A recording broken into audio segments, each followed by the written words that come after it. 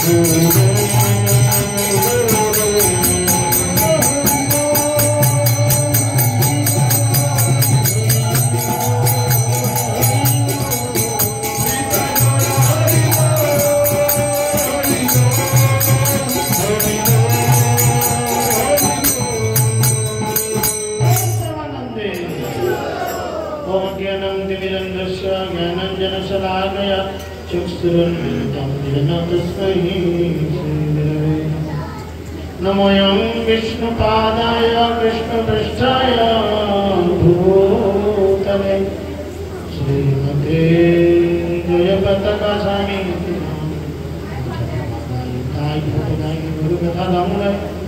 नगर नमो विष्णुपादाय विष्णुपृष्ठाय भूतले श्रीमते नमस्ते सरस्वती देवी गौरवाणी प्रचारिणे निर्विशेषा शून्यवादे प्रशांतदे सदारिणे जय श्री कृष्ण चैतन्य प्रभु नित्यानंद श्री अद्वैत शिवासदि गौरवृंद हरे कृष्णा कृष्णा कृष्णा हरे हरे हरे राम राम राम हरे हरे सकले जो रात करे बोलूं ओम नमो भगवते वासुदेवाय ओम नमो भगवते वासुदेवाय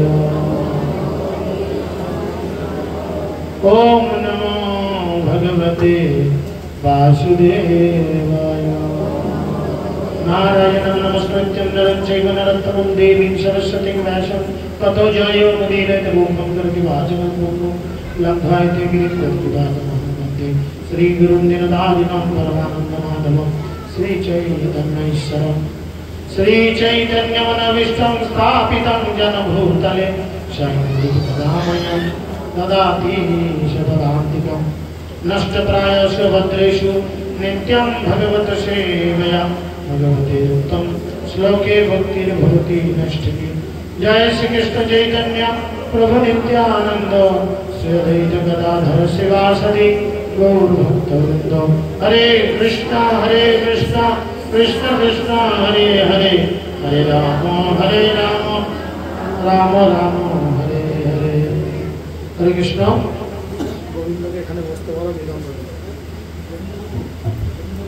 সকলকে আন্তর্জাতিক কৃষ্ণ ভবনামৃত সংঘ তথা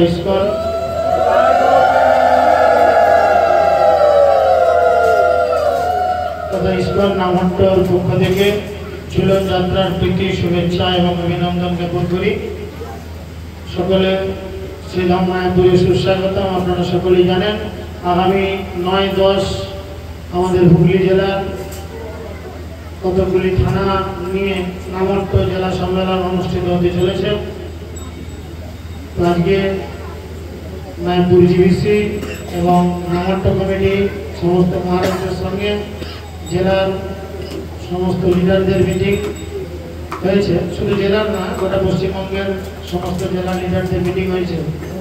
তো সেই মিটিংয়ে ওনারা আরও কিছু প্রচারের জন্য আমাদের সহযোগিতা করবেন এবং কিভাবে আরও প্রচার সুন্দর করে হতে পারে। বিশেষ করে আগামী যে ভাদ্র পূর্ণিমা, সম্ভবত সেপ্টেম্বরের 9 না হলে 7 হয়তো করবেন, ঠিক ডেট কনফার্ম নয়। এই ভাদ্র পূর্ণিমায় ওনারা বিশেষ করে সমস্ত ভক্তদের পালন করার জন্য বলছেন, আমরা চেষ্টা করব। আর আরেকটি বিশেষ ঘোষণা কি না, আগামী সেপ্টেম্বরের ফার্স্ট উইক থেকে এখানে মানে এই গৃহ মন্দিরে আমাদের সমস্ত দীক্ষার পূর্বের ক্যান্ডিডেটদের হাতে করে শেখানো হয়। দীক্ষার পূর্বের সমস্ত অনুশীলন যে বইগুলি থাকে, গীতা, ভাগবতম, ভক্তিরসামৃত সিন্ধু, কৃষ্ণ উপনিষদ, উপদেশামৃত এবং প্রভুপাদের জীবনী, মহাপ্রভুর জীবনী, এই সমস্তর ওপর আমরা আবার নতুন করে ক্লাস শুরু করতে চলেছি। আগামী সরস্বতী পুজোয় যারা গৌরাঙ্গপী মহারাজের কাছে দীক্ষা নেওয়ার জন্য চিন্তা করেছেন, বা 2026-এ শ্রীশ্রীমৎ জয়পাতাকা স্বামী গুরু মহারাজের কাছে যারা দীক্ষা নেওয়ার জন্য চিন্তা ভাবনা করেছেন, তারা অবশ্যই আমাদের লিডারদের সাথে যোগাযোগ করে আপনাদের নাম নথিভুক্ত করবেন। হরে কৃষ্ণ। তো এখন মূল বিষয়, এই যে ঝুলন যাত্রা হয়েছে, অ্যাকচুয়াল ভগবান কিন্তু ঝুলন যাত্রা প্রত্যেক দিন করেন। যেদিন প্রথম তিনি ঝুলন যাত্রায় দোলবেদিতে ঝুল খেয়েছেন, সেদিনে তিনি এই লীলা বিলাস করেছিলেন। আর এই লীলা আমরা আলোচনা করি প্রায়। তো কবি কর্ণপুর, আপনারা নাম শুনে থাকবেন, যিনি মহাপ্রভুর এক পারিষদ বর্গের পুত্র ছিলেন। এই কবি কর্ণপুর কি করেছিলেন, তিনি মহাপ্রভুর কৃপায় রাধা মাধবের সমস্ত লীলা পুনরুদ্ধার করেছিলেন এবং তিনি একটি গ্রন্থ রচনা করেছিলেন। সেই গ্রন্থের নাম হচ্ছে আনন্দ বৃন্দাবন চম্পু। যে গ্রন্থটি অনেকগুলো পার্টে বিভক্ত ছিল, কিন্তু এমত অবস্থায় সেটি কেবলমাত্র 2টি পার্ট পুনরুদ্ধার করা গেছে, 1 এবং 2। তো 1 নম্বর পরিষদে 26 নম্বর অধ্যায়ে 12 নম্বর যে শ্লোক রয়েছে, সেই শ্লোক থেকে পরপর 54টি শ্লোক এখানে আলোচিত হয়েছে। তো এখন 54টি শ্লোক পাঠ করার মতো সময় নেই, আমাদের সময় যেহেতু কম, তাই আমরা চেষ্টা করব খুব গুরুত্বপূর্ণ বিষয়গুলি আলোচনা করে পরের বিষয়ে পৌঁছানোর জন্য। আপনারা সকলেই জানেন যে ভগবান এই জনজগতে বিভিন্ন লীলাবিলাস করেন এবং ভগবানের এই লীলাগুলি তিনি আরম্ভ করেন যাত্রা দিয়ে। এত ভুল করছে কেন তোমরা সামনে পিছনে? হ্যাঁ, 14 বার আনন্দ বৃন্দাবন চম্পুর 1-2 নম্বর শ্লোকে বলছেন, শ্রী বৃন্দাবন এব কোপি বলতে দোলোৎসবস্থলী যৎপ্রান্তে সমরাপিতাহে প্যোরিত কল্পদূমনন্ততি শাখাগ্রহীতং তেরতং সমপৌরিষত্যং লেখায়িতা কুণ্ডলা মাধুর্য দীর্ঘায়িষিতা পুষ্পং মাধসু শূন্যায়তং দাবিংশতমে দোলমণ্ডল পরিমণ্ডিত কৃষ্ণ সংপ্রসীদিশ আকর্ষণী সমখালয়ৎ। অর্থাৎ এখানে সুন্দর করে বলছেন, কৃষ্ণের একবার মনে ইচ্ছা জাগলো যে আমি শ্রীমতী রাধারানীকে নিয়ে এমন কিছু বিশেষ লীলা বহুদিন করিনি, যেই লীলাটি জগতের মানুষ স্মরণ করে রাখবে। তাই কৃষ্ণ মনে মনে যখন চিন্তা করলেন, কৃষ্ণ সেই মনের ইচ্ছাকে রূপদান করেন কে? কে ইচ্ছা করেন? যোগমায়া। তো যোগমায়া রূপদান করেছেন, আর যোগমায়া সেই ইচ্ছাকে রূপদান করার সাথে সাথে তিনি কি করলেন না, তিনি বৃন্দাবনে সমস্ত যে 12টি বন ছিল, বৃন্দাবনের অ্যাকচুয়াল এই 12টি বনের অধিষ্ঠাত্রী দেবীকে, বৃন্দাবনের অধিষ্ঠাত্রী দেবীকে বৃন্দা দেবী, তাই তার নাম বৃন্দাবন। বৃন্দাবন দ্বাদশ কানন নিয়ে হয়েছে। এই বৃন্দা দেবীকে সঙ্গে সঙ্গে যোগমায়া কি করলেন, যোগমায়া ছিলেন পর্ণমোষী মাসি, পর্ণমোষী তিনি কি করলেন, সঙ্গে সঙ্গে তিনি বৃন্দা দেবীকে খবর দিলেন যে বৃন্দা দেবী ভগবানের ইচ্ছা করেছে তিনি স্পেশাল কিছু লীলা করবেন। আর ভগবান যখন কিছু ইচ্ছা করেন স্পেশাল কিছু লীলা করার জন্য, তখন কি হয় না, সেই লীলাকে রূপদান করার জন্য বিভিন্ন দেবদেবী বা বিভিন্ন গন্ধর্ব কিন্নর তারা হেল্প করেন।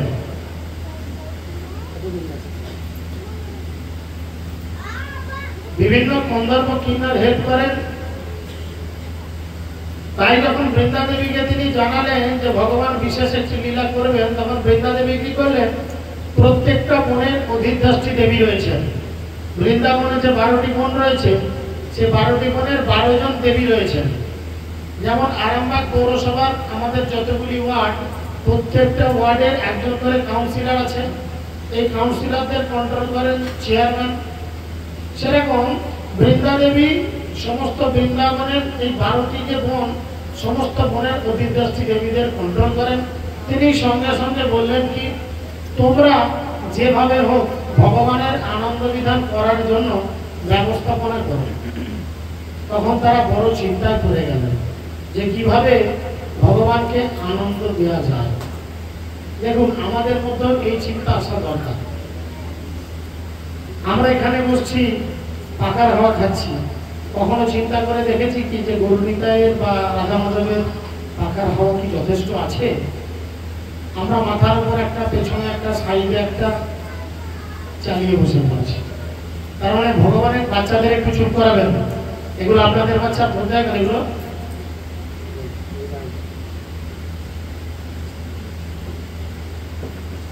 তো তখন কি হয় যে বনের অধিষ্ঠাত্রী দেবীদের খবর দিলেন। তারা তখন গায়ে হাত দিয়ে চিন্তায় পড়লেন যে কিভাবে ভগবানের আনন্দ বিধান করা যায়। আমাদের ব্যক্তিগত জীবনে আমরাও এরকম কিছু করতে পারি। আমরা বাজারের থলে নিয়ে বেরোনোর পরে চিন্তা করতে হবে, ঘর থেকে বেরোনোর আগে নিজের স্ত্রীকে, নিজের মাকে বা বাড়ির কাউকে জিজ্ঞেস করার আগে মনে মনে প্ল্যান করতে হবে, আজকে আমি ভগবানকে খুশি করার জন্য এই সবজিটা বাজার থেকে আনবো। হতে পারে এটা অনেক দাম। তো এরকম মানসিকতা আমাদের তৈরি হলে ভগবানের প্রতি ভালোবাসা আমাদের একদিন না একদিন বাড়বে। বিশেষত দেখবেন এই যে তীব্র গরম যাচ্ছে, এখন গরম কিরকম বলেন? এক্ষুনি পাখাগুলো বন্ধ করলে কিরকম লাগবে আপনাদের? কষ্ট হবে না আরাম লাগবে? কষ্ট হবে।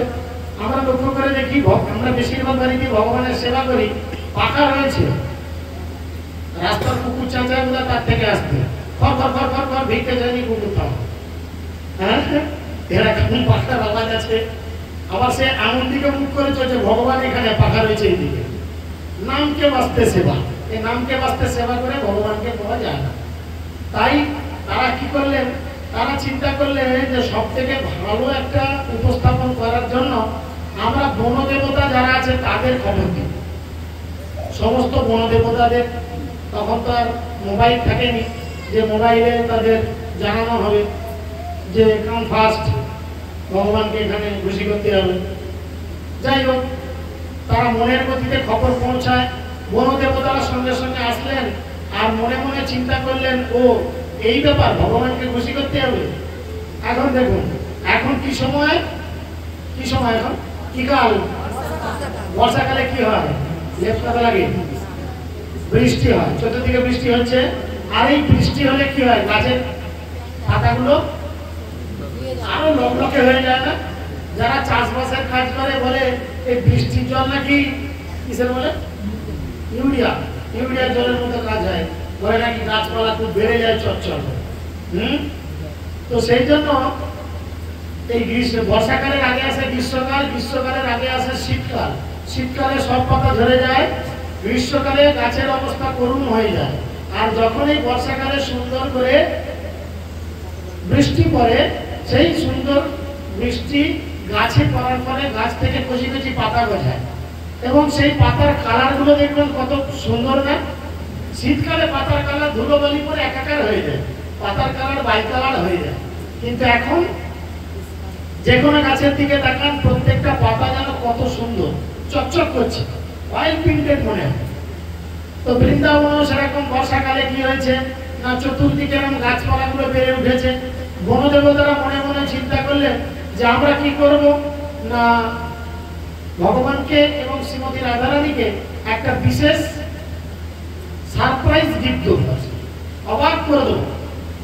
তাই তারা কি করলেন, সমস্ত গাছগুলিকে নির্দেশ দিলেন যে তোমরা বেড়ার মতো দাঁড়িয়ে যাও। বেড়া জানেন, অনেকে গাছ দিয়ে বেড়া দেয়, কি গাছ জানি না আমি ঠিক, কিছু গাছ হবে হয়তো বেড়ার কাজ করে, গাছগুলো ছেঁটে দিলে বেশ বেড়ার মতো দেখতে হয়। তো সমস্ত বৃক্ষকে বনদেবতারা অর্ডার করলেন, তোমরা গোল করে একটা স্টেডিয়ামের মতো কয়েক বিঘা এলাকা জুড়ে তোমরা গোল করে দাঁড়িয়ে যাও। বৃন্দাবনে গেলে কিন্তু আজও 19-20 এরকম কিছু নিদর্শন আমরা দেখতে পাই ঝুলনস্থলীতে, বুঝতে পেরেছেন? তো সেই বৃক্ষরা কি করলেন, সঙ্গে সঙ্গে ভগবানের আনন্দ বিধান করার জন্য গাছগুলো সব গোল করে দাঁড়িয়ে গেল এবং দেখে মনে হলো কি গাছগুলোকে খুব সুন্দর করে কে যেন ছেঁটেছে। পার্কে যেমন দেখবেন বেড়া গাছগুলোকে ওই বড় বড় কাঁচি করে কেটে দিয়ে বেশ সমান সুদৃশ্যমান করা হয়, সেরকম গাছগুলোকে এমন সুন্দর করে কাটা হয়েছে, দেখে মনে হচ্ছে যেন গাছগুলো সব একই সঙ্গে রোপণ করা হয়েছে। এবং এই গাছগুলি কি গাছ ছিল? এই গাছগুলি ছিল কল্পবৃক্ষ। কল্পবৃক্ষ মানে যা চিন্তা করবেন তাই। আম গাছের গোড়ায় দাঁড়িয়ে যদি চিন্তা করেন এই গাছ থেকে আমি জামরুল পাবো, পাবেন। আবার যদি চিন্তা করেন আপেল পাবো, পাবেন। বা অন্যান্য কিছু চিন্তা করেন, পাবেন। যা চিন্তা করবেন তাই পাবেন। তো সেই জন্য এই যে কল্পবৃক্ষ, তারা কি করেছে, ভগবানের আনন্দ বিধান করা হবে বলে তারা নিজের গাছ থেকে প্রচুর ফল উৎপাদন করেছে। একই গাছে আপেলও হয়েছে, পেয়ারাও হয়েছে, আমও হয়েছে, জামও হয়েছে। অবাক লাগছে না? কেমন গাছ! দেখুন, মহাপ্রভু কিন্তু এরকম কল্পবৃক্ষ তার এক লীলায় বদরুম দ্বীপে প্রতিস্থাপন করেছিলেন, বুঝেছেন? আমঘাটা নামক একটি স্থান রয়েছে। মহাপ্রভু কি করেছেন, কীর্তনরত ভক্তরা যখন হাঁপিয়ে গেছে দুপুরবেলা, বলেছেন তোমাদের খিদা লেগেছে? বলছে হ্যাঁ। কি খাবে? না আম খাবো।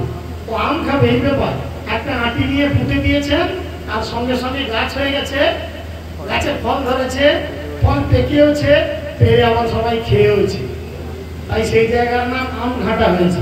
যারা নবদ্বীপ মণ্ডল পরিক্রমা করেছেন তারা অবশ্যই এই আমঘাটাকে দর্শন করেছেন। এখানে সুবর্ণ বিহার রয়েছে। তো যাই হোক, তো সেখানে কল্পবৃক্ষের এরকম সেজে গেছে। এবারে কি হয়েছে না, বনদেবতারা বনের সমস্ত জীবজন্তু, বৃন্দাবনে কারা থাকে? ময়ূর থাকে, হরিণ থাকে, গোমাতা থাকে, আরো বিভিন্ন জন্তু থাকে, শেয়াল, পালক থাকে, বাঘসিংহ থাকে না, অন্যান্য জন্তু থাকে। হিংস্রতা ভাব বৃন্দাবনে নেই। হিংস্র হলে বৃন্দাবনে নো এন্ট্রি, হিংসা থাকলে বৃন্দাবনে নো এন্ট্রি, বুঝেছেন? তো সেখানে ওই অবস্থা। সমস্ত পক্ষীকুল জীবকুল খবর হয়ে গেছে আজকে বৃন্দাবন, আজকে ভগবান লীলা করবেন। এই যেন ভারত পাকিস্তান ম্যাচ। আজ থেকে 10 বছর আগে চিন্তা করেন, ভারত পাকিস্তান ম্যাচ হলে আমাদের আরামবাগ শহর ফাঁকা হয়ে যেত। দুপুর 2টো থেকে রাত 10টা টিভির সামনে। কারেন্ট অফিসে ফোন করা হচ্ছে, আজকে লোডশেডিং হবে না তো? বলছে না, আজকে হবে। এরকম নেশা থাকতো ভারত পাকিস্তান ম্যাচ দেখা। তো সমস্ত জীব, সমস্ত জন্তু এবং সমস্ত পাখিরা তারা ভগবানের এই সুদৃশ্য এই লীলা দর্শন করার জন্য তারা কি করলেন, সঙ্গে সঙ্গে সেখানে এসে উপস্থিত হলেন। আর সেখানে এসে উপস্থিত হয়ে কি করলেন, তারা বিভিন্ন ডালের ফাঁক থেকে, জয় শ্রী শ্রী গৌরীতায় কি, শ্রী রাধা মাধব শ্রী গৌর। তো তারা কি করলেন, সঙ্গে সঙ্গে বিভিন্ন ডালের যে যার বুকিং করা সিটে বসে গেলেন, বুঝতে পেরেছেন? প্রতিটা ডালের ফাঁক থেকে, কোন ডালের ফাঁক থেকে ওই হরিণ উঁকি মারছে। একটু ধীর স্থির হন, আমাকে বলতে দে, আমার ঘর চলে যাবে। কোন ডালের মাঝ থেকে হরিণ উঁকি মারছে, কোন ডালের মাঝ থেকে পায়রা উঁকি মারছে, কোন ডালের উপর থেকে অন্যান্য বিভিন্ন পাখিরা উঁকি মারছে। তারা অবাক দৃষ্টিতে দেখছে যে সুন্দর করে এই যে একটা গোল মতো মাঠ তৈরি হয়েছে, এখানে আজকে কে আসতে চলেছে? শ্রী রাধা মাধব। তারা দেখছে বনদেবতারা কি করেছেন না, যাতে উপর দিয়ে পাখি যেতে যেতে পটি করে না দেয়। তাহলে কি হবে, ভগবানের গায়ে পড়তে পারে, সখীবৃন্দের গায়ে পড়তে পারে, ব্রজবাসীদের গায়ে পড়তে পারে, অপরাধ হতে পারে, লীলাতে ডিস্টার্ব হতে পারে। তাই উপরে চান্দোয়া দিয়েছে। যদিও আমাদের আজকে চাঁদোয়া জোটেনি রামকৃষ্ণ, এর আগের বছর জুটেছিল একটা। তো সে মনে মনে ভেবে নেন আর কি করা যাবে, কলিযুগ তো, এখন পয়সা কড়িরও ব্যাপার আছে। সুন্দর চাঁদোয়া লাগিয়েছে, এই গাছ থেকে ওই গাছ, বুঝেছেন, গাছের উপরে চাঁদোয়া লাগানো রয়েছে। আর সেই দিন ছিল পূর্ণিমা, বুঝেছেন, পূর্ণিমার আলো যখন ওই চাঁদোয়ার উপরে পড়ছে এবং আলো ভেদ করে যখন মাটিতে পড়ছে, চাঁদোয়া তো সেই মাছের যারা জাল ধরে, চাঁদোয়া আপনারা ভালো বুঝবেন, নার্সারিতে সেই সবুজ সবুজ এগুলো দেয় না, গাছের রাতে রোদ না লাগে, সেরকম টাইপের জিনিস, খুব সিল্কের একটা দামি কাপড় ওপরে দেওয়া রয়েছে, বুঝতে পেরেছেন। আর চাঁদের আলো পরে সেটা ঝিমিক ঝিমিক ঝিমিক ঝিমিক করছে, আর নিচে এসে মাটিতে ওই আলোগুলো পড়েছে, এমন ছোট ছোট ছোট ছোট ছোট ছোট দানা দানা লাগছে। পায়রাগুলো কি করছে, ময়ূরগুলো কি করছে, ভাবছে এগুলো বোধহয় খুদ, খুদ চালের খুদ কিরকম হয়, ছোট ছোট হয় আর সাদা সাদা দেখতে হয়। পূর্ণিমা চাঁদের আলো ওর মধ্যে দিয়ে যখন পড়ছে, তখন তারা ভাবছে এগুলো যেন হচ্ছে খুদ। যখনই ঠক্কর মেরে তুলতে যাচ্ছে, ওরা তো খুদ নয়, এটা কি চাঁদের আলো, কি কেন মুখে উঠবে, তখনই বারবার ওরা মাটিতে ঠক্কর মারছে। এবং গাছের মধ্যে খুব সুন্দর করে কি ঝোলানো হয়েছে, সোনার ঘন্টা। আমাদের এখানে প্লাস্টিক ঝুলছে নাকি, ভেবে নেন সোনা আর কি করা যায়। এখানে গাছে ঝুলছিল সোনার ঘন্টা আর সুন্দর সুন্দর অরিজিনাল চামড়। কি চামড়? অরিজিনাল চামড়, এখানে ডুপ্লিকেট চামড় ঝুলছে, যাই হোক। এবং চতুর্দিকে সুন্দর করে সেই যে মাঠের বাড়িটাকে ড্রেসিং করা হয়েছে, এত সুন্দরভাবে মাঠের বাড়িটার মধ্যে কোনো নুড়ি কাঁকর বাড়ি রাখেননি গোপীরা। কেন রাখেননি না, কৃষ্ণ আসলে যদি তার গায়ে আঘাত লাগে, বুঝতে পেরেছেন। এবং সেটা টোটালি বালি মাটি করে দিয়েছে, বালি মাটি খুব নরম, তাতে পা পড়লে পায়ে কিছু কষ্ট হয় না। তো এই অবস্থায় কি হয়েছে, বনদেবতারা এবারে গিয়ে চারটি শ্বেত চন্দনের গাছ পুঁতেছেন। এবং এই 4টি গাছ এমন ভাবে পোতা রয়েছে যেন মনে হচ্ছে একটা 4 চালা বাড়ি, বাঁশের বা তাল কাঠের ওই 4 চালা বাড়ি দেখেছেন, 4টে 4 কোণে খুঁটি আর মাথায় দিয়ে একটা যে ঠেকছে। তো 4টে চন্দন গাছকে এমন ভাবে রোপণ করা হয়েছে যে 4টে চন্দন গাছ যেন 4 চালা বাড়ির মতো উপরে ঠেকে রয়েছে।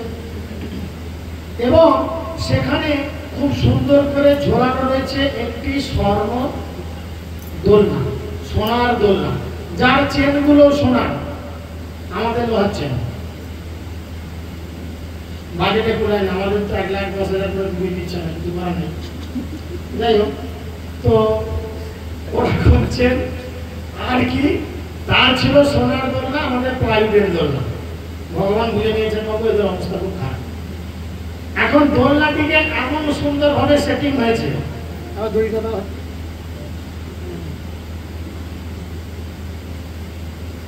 এই যে আপনারা দেখেন দোলনাটা, সেটাও ছাড়ো না, এই যে দোলনাটা দোলানো হচ্ছে, লক্ষ্য করছেন কোন দিকে তুলছে, পশ্চিমে, তাই না? ওদিকের লোক দেখতে পাচ্ছে, এদিকের লোক দেখতে পাচ্ছে, রাগ হতে পারে, রাধা মাধব বলছে এদেরই ভালোবাসে, আমাদের বোধ হয় ভালোবাসে না। বলছে এমন এক অপূর্ব দোলনা, সেই দোলনা পূর্ব পশ্চিমেও দোলে আবার উত্তর দক্ষিণেও দোলে, এটাই গল্প। মানে এই দোলনা দুদিকেই দোলে। আর কি করেছে, এই দোলনার মধ্যে খুব সুন্দর করে গদি পাতা হয়েছে, স্পঞ্জের গদি, যাতে রাধা মাধবের কোনো কষ্ট নয়, খটখটে প্লাস্টিকের চেয়ার নয়, কিন্তু গদি দেওয়া হয়েছে, সেখানে বসিয়েছেন। তারপরে কি করেছে না, বনদেবতারা চতুর্দিকে গোপীদের মধ্যে খবর দিয়েছে, গোপীরা আসছে। কিভাবে আসছে? সেজে গুজে আসছে। এখানে বলছে নানা আভরণে অলঙ্কৃত কৃষ্ণ হর্ষকারিণী নিজ সহচারীদের সহিত স্বচ্ছন্দে এসে পৌঁছালেন। বসন্ত হোলি উৎসব মধুর মুরালী চৌদ্র লীলার পর অনন্য দিনে রাধারমণের যে মধুর আস্বাদনীয় দেবাঙ্গনাদের অগণনীয় এবং ত্রিভুবনের মধ্যে দুর্বিঘ্ন বিলাস সম্পন্ন হয়েছিল, তার মধ্যে এটি একটি বিশেষ উৎসব, যেটিকে আমরা ঝুলন উৎসব বলে জানি। তো সেখানে গোপীরা কি করেছেন, তারা এসেছেন, সে বাংলা একটা গান আছে না, খেলবো হোলি মাধ্যম না রঙেও না, যাই হোক বলে, সেরকম গোপীরা চিন্তা করেছে যে আমরা যাচ্ছি আমাদের প্রাণপ্রিয়কে আজকে দোলনা দোলানোর জন্য, তো তাকে কি আমরা একটু রঙে রাঙাবো না? তাই তারা কি করেছে, ওই গোপী ড্রেস যেমন মেয়েরা পরে সেরকম করেছে, আর কোমরে কোঁচরে রেখেছে কি না সুন্দর সুন্দর রঙের বল। এই এখন আমাদের দোলের সময় দোকানে যে ভূতের রঙগুলো বিক্রি হয়, এই রঙ কিন্তু নয়, তো মাখি দিলে এখন 10 দিন ছোড়া করে ঘষতে লাগবে তবে উঠবে, সেই রঙ নয়। কিন্তু এখানে কি করে, মানে ফুলকে কালার ফুলকে শুকনো করে তাকে আবির বানানো হয়, বা বিভিন্ন গাছের রসকে নিয়ে তার থেকে এক ধরনের রং বানানো হয় তখনকার দিন। আমরাও মনে আছে ছেলেবেলায় যখন আমরা হোলি খেলতাম, তখন যারা আমাদের বয়সী তারা তো গ্রামের ছেলেরা অবশ্যই জানবে, তখন কি করা হতো না, ওই বাবলা গাছের যে ফলগুলো আছে ওইগুলোকে কোরানো হতো, ওইগুলোকে গরম জলে ফুটালে নাকি কষ বেরোতো, তার থেকে রঙে মিশালে গা থেকে নাকি ছাড়তো, এরকম চিন্তা থাকতো আমার, তাই না? তো আগেকার দিনে এরকম ব্যাপার ছিল, এখন তো মডার্ন হয়ে গেছে, কিছু করার নেই। তো গোপীরা কি করেছেন, যে যার বছরে সমস্ত বল, পাড়ার বল, গালার বল, আবিরের বল এবং আর কিসের কর্পূরের বল, অগরুর বল, অগরু লিকুইড লাল রঙের দেখতে, তার একটা বল বানিয়েছে, যে বলগুলো ছুঁড়ে আমরা কৃষ্ণর গায়ে মারব। তারা এমন সুন্দর ড্রেস করে এসেছে যে কৃষ্ণ কাকে দেখে কাকে ছাড়বে সেরকম পরিস্থিতি তৈরি হয়েছে। এখন এমত অবস্থায় সমস্ত গোপীদের নিয়ে বনদেবতা কি করলেন, তিনি সরাসরি চলে গেলেন মেন গেটের কাছে। সেখানে তিনি খুব সুন্দর করে কাপড় দিয়ে একটা তোরণ বানালেন। তোরণ মানে গেট, যদি আমাদের গেট একটা হয়নি, হঠাৎ অ্যারেঞ্জ হয়েছে, তো এরকম একটি সুন্দর গেট বানিয়েছেন। আর গেট বানিয়ে দিয়ে তারা অপেক্ষা করছে বিভিন্ন জায়গায় দাঁড়িয়ে কখন ভগবান আসবে। এদিকে অন্যদিকের ঘটনা কি না, কৃষ্ণ তো মাঝে একবার এসে ঘুরে দেখে গেছে, তার তো আর ধৈর্য ধরছে না, কখন সে ঝুলনস্থলীতে ঝুলন করবে। সে একবার এসে দেখছে এই সব ঠিকঠাক আছে তো, গড়িটা ঠিকঠাক টান দিয়েছিস তো, বিছানায় ঠিক গদি দিয়েছিস তো, তদারকি করতে এসেছে। আর যখন তদারকি করতে এসেছে সেখানে ছিলেন বিশাখা, বুঝতে পেরেছেন? বিশাখা ছিলেন, ললিতা ছিলেন, আর ছিল নারদ মুনি। সর্বনাশে একটা লোক, বুঝেছি? নারদ মুনি একবার কোন একটি কার্য সফল করার ফলে ভগবান তাকে বর দিতে চেয়েছিল, আর নারদ মুনি বলেছিলেন, প্রভু এখন আমার বর চাই না, আমি যথাসময়ে আপনার কাছে বর চেয়ে নেব, ঠিক টাইমে চেয়ে নেব। ভালো কথা, ভগবান বলেছে ঠিক আছে, নো প্রবলেম। এবার নারদ মুনি এসেছেন, আর নারদ মুনি কিসের জন্য পটু আপনারা জানেন? রাধারানী বারবার বলে দিয়েছিল এই লোকটাকে প্রশ্রয় দেবে না, এটাকে যদি নামতে ঢুকতে দিয়েছ সবগুলোকে নষ্ট করে একদম মাথা খারাপ করে দিয়ে চলে যাবে, বুঝতে পেরেছেন? তো সেরকম রাধারানী বারবার কৃষ্ণকে বলেছিল তুমি নারদ মুনির পাল্লায় পড়বে না, বড় ঝামেলা পাঠিল। এখানে রাধারানী এখন আসা নেই, রাধারানী কি করছেন, বাড়িতে মেকআপ করছেন, চুলায় যাচ্ছেন, মুখে ইত্যাদি ইত্যাদি কিছু মারছেন। নারদ মুনি গিয়ে জোরাত করে ভগবানকে বলছেন, প্রভু আমার মনে বড় স্বাদ। বললো হ্যাঁ কি স্বাদ বলো? না আপনি আমাকে একটা বর দেবেন বলেছিলেন, যে কি চাও বলো? বলে হ্যাঁ বলেছিলাম। বলে আমি এখন সেই বরটা চাই। বলে এখন? বলে হ্যাঁ। কি বর? না প্রভু অন্য কিছু বর আমি চাই না, আমি আপনাকে আর বিশাখাকে ওই দোল মঞ্চে বসে একটু দোল খেতে দেখতে চাই। এটাই আমার শেষ ইচ্ছে। আমার মনে বড় সাধ, আপনি বিশাখা দেবীর সঙ্গে বসে একটু দোল খাবেন। কৃষ্ণ তো পজিটিভ সেন্সে নিয়েছে, নো প্রবলেম, অসুবিধা কি আছে? ও তুমি এইটুকু চাইছো, ঠিক আছে। দেখলো রাধা এখন আসতে দেরি আছে, তাহলে সে কি বললো, গিয়ে বসেছে, দিয়ে বসে বিশাখার কোমরটা ধরে বিশাখাকে পাশে বসিয়েছে। না দোলা, সবাই দোলাচ্ছে, আর নারদ মুনি চিৎকার করে বলছে হরি বল, হরি বল, হরি বল। কি অপূর্ব দৃশ্য, কি অপূর্ব দৃশ্য। আর কৃষ্ণ যখনই তার গুণগান করা হয়, কৃষ্ণ চোখ বন্ধ করে সেই গুণগান ফিলিং করেন। তো কৃষ্ণ তো আনন্দ বিভোর হয়ে গেছে। এমনি কৃষ্ণ এসব মেয়েগুলোকে নিয়ে একটু ঘুরতে ইচ্ছা তার মনে গড়াপড়ি রয়েছে। আর রাধা খ্যাচ খ্যাচ করে বলে সে সাহস পায় না, সুযোগ পেয়েছে সব ব্যবহার ছাড়ে কেন, পাশে বসিয়েছে। তোমার এরকম অবস্থা কেন, কি হয়েছে তোমার, কেন এরকম চোখ মুখে অবস্থা? না বলছে মা তোমাকে আর কি বলবো, তোমাকে আমি যতই বলি তুমি তো আর আমার কথা বিশ্বাস করো না, ভাবো আমি বড় প্রত্যয়ী ছিলেন। বলো দেখো নারদ, এইসব উল্টো পাল্টা ভূমিকা ছেড়ে সত্যি করে বলো কি ব্যাপার। হাতটা ধরেছে, মাগো আমি আর মুখে কিছু বলবো না, চল। সেখানে কাকে দুলতে দিয়েছে, সেখানে দুলতে দিয়েছে কৃষ্ণকে, বিশাখার সঙ্গে দুলতে দিয়েছে। আর সে তো চোখ বন্ধ করে দুলছে। কৃষ্ণ যদি অন্তর্যামী, বুঝতে পেরেছেন, কৃষ্ণ যদি অন্তর্যামী, তিনি জানেন যে কি পরিস্থিতি তৈরি হতে পারে। এখন হঠাৎ করে কৃষ্ণর মুখ ফিরেছে, দেখে অনেক দেরি হয়ে গেছে। তো রাধার তো এতক্ষণ সেজে গুজে চলে আসার কথা, দোলনা থেকে নেমেছে না, তখন দোলনা থেকে নামিনি, দোলনাতে দুলছে, এটা ভাবছে দুলছে। আর ওদিকে নারদ মুনি কি করেছেন, রাধারানীকে নিয়ে এসছেন, দূর থেকে দেখাচ্ছে, ওই ওই দেখো, ওই দেখো, দেখো কিসের তোমার সাজের বাহার, আর কিসের তোমার চুল বাঁধা, আর কিসের জন্য মুখে পিয়ারানি বাঁধা, কার জন্য করছে সব? হ্যাঁ, সেটা একদম দিলে আগুন ধরিয়ে পিনবে একাকার ব্যাপার, বুঝা গেল? এবার রাধারানীর তো সেকেন্ডে সেকেন্ডে গোসা, যখন তখন রাত। রাধারানী যে যে জায়গায় থাকেন বর্ষনা, এটাকে বলে ব্রহ্ম পাহাড়। এই পাহাড়ের চারটে চূড়া, চারটে চূড়ার একটা চূড়া রাধারানীর জন্য জায়গা স্পেশালাইজেশন করা আছে, তার নাম হচ্ছে মানগড়। রাধারানী যখনই মন খারাপ হয়ে যাবে, মনে মনে রাগ হবে, গোসা হবে, ওই ঘরে ঢুকে যাবে, দাম করে দরজা ভেজিয়ে দিয়ে ব্যাস ফুঁপিয়ে ফুঁপিয়ে কাঁদবে, বুঝা গেল?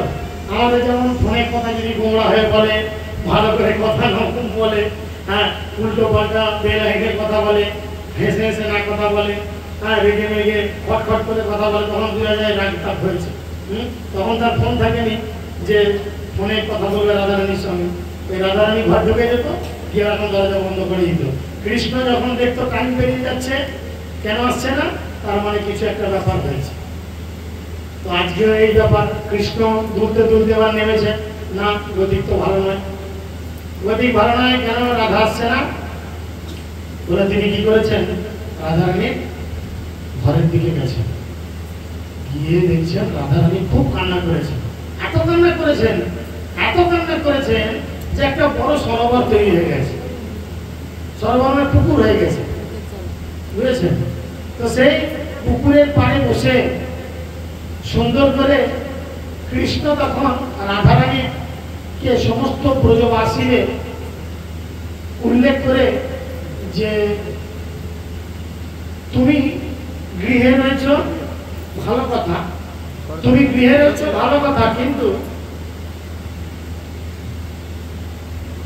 তুমি কি করবে, আজকে আমি তোমাকে বাড়িতে রেখে, তুমি তো আমার সঙ্গে ঝুলনে এখন যেতে চাইছো না, না যাবো না, তুমি একটা লম্পট পুরুষ, ছোট লোক, ই তো। আর ভগবান আপনারা জানেন, শাস্ত্রে বলছে ভগবান সব থেকে খুশি হয় কিসে, আপনারা জানেন না জানেন? নদীর ওপারে আপনাদের যদি খিস্তে না বলে পারবে, কাজ ছেড়ে ধরবেন, কারো একটা ঝাড়বেন, এমন বলা তো মুশকিল, বিপদ হয়ে যাবে। হ্যাঁ, ভগবানকে খিস্তি ফের করেন একমাত্র গোপীরা, গোপীরা সেই লেভেলে রয়েছে, গোপীরা সেই লেভেলে রয়েছে, আমরা সেই লেভেলে নাই। কিন্তু তাই কৃষ্ণ বলছে তোমার তো মান ভাঙাতে হবে, তো তাই তোমার মান ভাঙানোর জন্য আমি তোমাকে এখন মানুষে সমস্ত বৃন্দাবন পরিক্রমা করাবো। চলো করে রাধারানীর হাত ধরেছে আর হাত ধরে মানুষে বৃন্দাবন পরিক্রমা করছে। কিভাবে? জয় রাধে জয় কৃষ্ণ জয় বৃন্দাবন।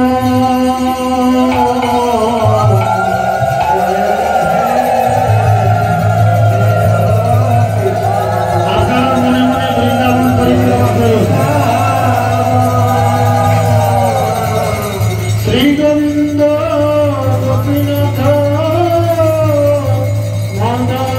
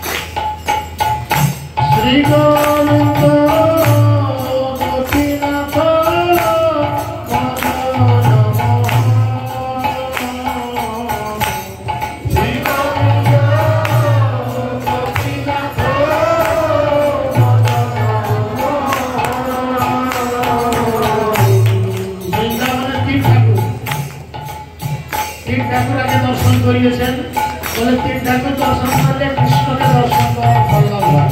তাই তিনি গোবিন্দদেব গোপীনাথ আর কি মদন মোহন তিন ঠাকুরকে দর্শন করিয়েছে। এখনো বলে বৃন্দাবনে গিয়ে একদিনের মধ্যে তিন ঠাকুরকে যদি কেউ দর্শন করে সে কৃষ্ণ দর্শনের ফল লাভ করে। তাই কুণ্ড রাধা কুণ্ড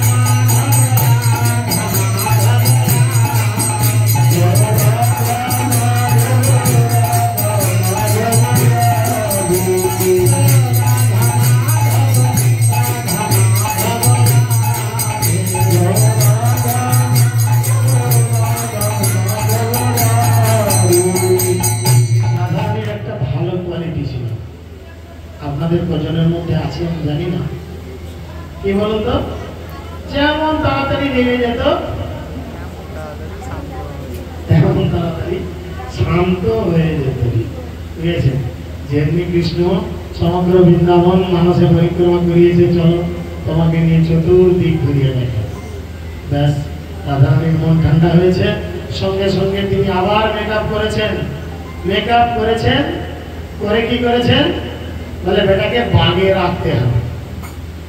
বাগে রাখার জন্য কি করেছেন, একটা তাম্বুল অর্থাৎ পান, ভালো করে একটা পান সেজেছে, সেজে কি করেছেন দিয়েছে কৃষ্ণের মুখের মধ্যে চালিয়ে খাও। আর কৃষ্ণ সেই পান চিবাতে চিবাতে এমন মাতাল হয়ে গেছে যে ওই লালটা বলে কি তো ওইটি দেওয়া আছে ভেতরে, যার ফলে মুখটা ঠোঁটটা লাল হয়ে গেছে। আর ঠোঁট মুখ দিয়ে চতুর্দিকে এরকম করে ঠোঁটের গা দিয়ে ওই পানের টিক করিয়েছে। আর কৃষ্ণ পানের মধ্যে এমন কিছু ছিল যেটার নেশায় বিভোর হয়ে গিয়ে গোটা জগৎ কৃষ্ণর ঢুকছে, বুঝেছেন। রাধারানী কি করেছেন তখন, আসবে রাধারানী আসছে,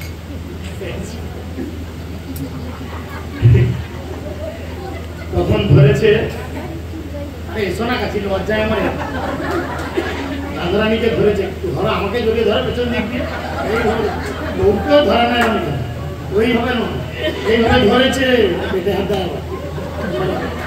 এইভাবে ধরেছে, ধরে নিয়ে কি করছে কৃষ্ণকে নিয়ে যাচ্ছে।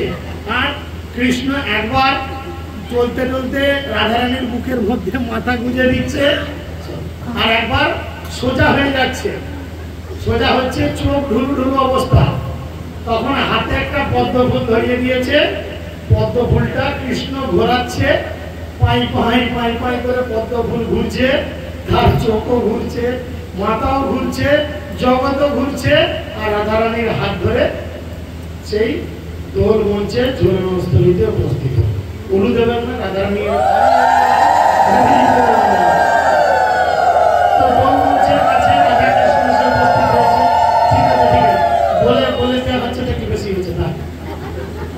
তো রাধারানী এবং কৃষ্ণ এসে উপস্থিত হয়েছে, রাধারানী এবং কৃষ্ণ এসে উপস্থিত হয়েছে সেই দোল মঞ্চের সামনে।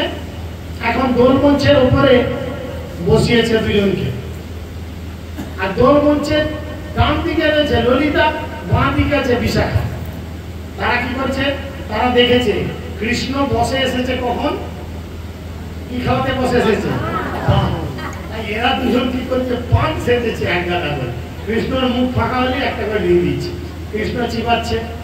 আর দূর থেকে গোপীরা তারা কি এনেছিল সঙ্গে, রঙের বেলুন, বেলুন এখন আমাদের যে বেলুন বাজে তখন বেলুন ছিল, রঙের বেলুন, তারা হাতে বার করছে রঙের বেলুন, আর কৃষ্ণকে তাক করছে, কৃষ্ণকে মারল। আর রাধারানী বড় মানে মনের মধ্যে সংশয় হচ্ছে, আরে কৃষ্ণ তো এখন এই অবস্থায় রয়েছে, যদি ওকে তাক করে বেলুন ওই রঙের বল মারে, এখানে সেখানে লেগে গেলে গোটা গায়ে রং হয়ে যাবে, চান করলে ঠান্ডা লেগে যাবে, সর্দি হয়ে যাবে, এইসব চিন্তা হচ্ছে হয়তো রাধারানীর মধ্যে। তাই যখনই সখীরা বল ছুঁড়ছে, কোনো বলগুলো আর কৃষ্ণ গায়ে এসে লাগছে না, একটু দূরে মাটিতে পড়ছে। আর মাটিতে পড়ার সাথে সাথে সেই মাটি থেকে কিছু ধুলোবালি, দেখবেন মাটিতে যদি এক গ্লাস জল ছুঁড়ে মারেন, কিছু দূরে কিছু মানে ধুলোবালি মিশানো জল দূরে গিয়ে পড়ে, সেরকম যখনই গুলোতির ওগুলো নিচে মারছে, আর ওই জল ভর্তি জিনিসগুলো যে ধুলোবালি রয়েছে গোপীদের পদধূলি, সেগুলো কৃষ্ণর পাপ মানে মাথা, বুক, পেট চতুর্দিকে লাগছে। আর কৃষ্ণ মহানন্দে সেগুলো গ্রহণ করছে। কৃষ্ণ শরীরের মধ্যে অষ্টসাত্ত্বিক ভাব আসছে, আর রাধারানী ওনার শরীরে স্পর্শ লেগে কি হচ্ছে না, ওনার শরীরের মধ্যে বিকার আসছে, উনিও ঘেমে যাচ্ছেন। আর কি করছেন, দূর থেকে যতটা হাত যাচ্ছে মুখ, মাথা, গা সব ওই বালি টালিগুলো ঝেড়ে দিচ্ছে। আর ললিতা বিশাখা খুব সুন্দর করে তারা, নরোত্তম দাস ঠাকুর তাদের মনের অভিলাষ, ললিতা বিশাখার মনের অভিলাষ আমাদের সামনে তুলে ধরেছেন। ললিতা বিশাখা কি করেছেন? এটা একবার ধরে কেউ ধরো আস্তে আস্তে। ললিতার বিশাখা হালকা করে এরকম করে রাধা কৃষ্ণকে দোলাচ্ছে আর বলছে রাধা কৃষ্ণ প্রাণ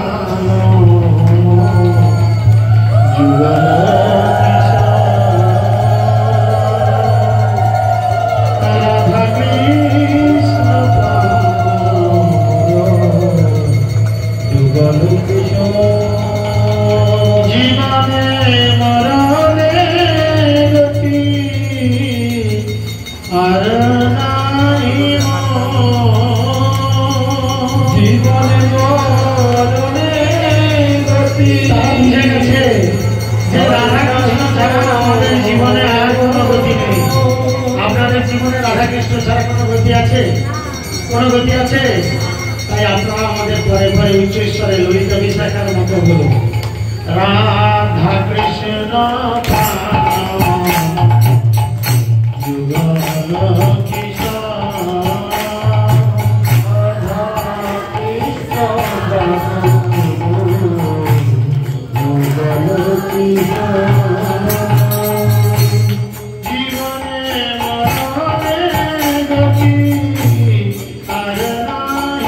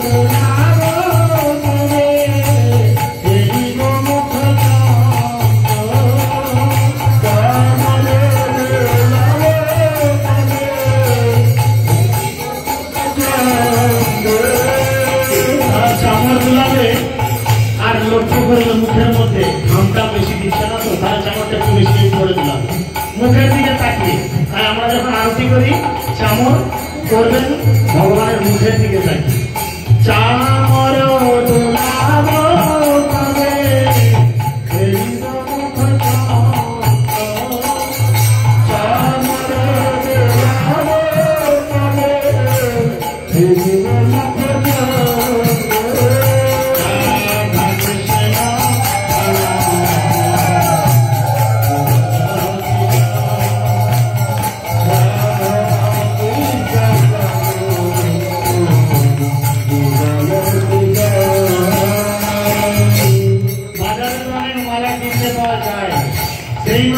ভগবান যতটা খুশি হয় আপনি নিজের ফুলগাছ থেকে তুলে যদি নিজের হাতে মালা গেঁথে ভগবানকে দেন ভগবান আরো অনেক বেশি খুশি হয়। তাই মায়াপুর মন্দিরে দেখবেন যে সমস্ত মালা সমস্ত ভক্ত মাতাজি বা প্রভুরা নিজের হাতে গাঁথেন। তাই এখানে নরোত্তম দাস ঠাকুর বলছেন গাঁথিয়া মালতীর মালা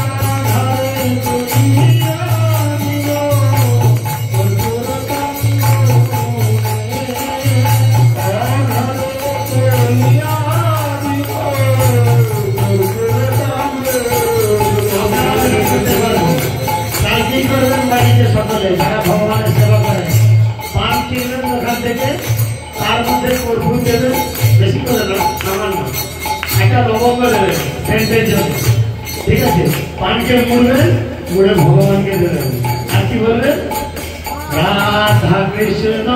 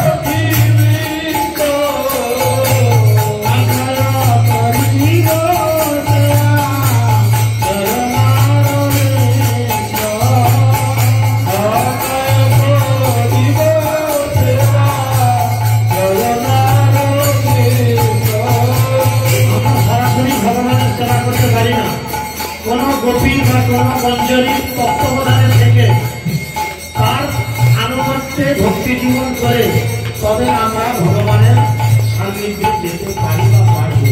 তাই ললিতার বিশাখা এদের থেকে বড় গোপী বা সখী কে হতে পারে? তাই বলছে ললিতা বিশাখা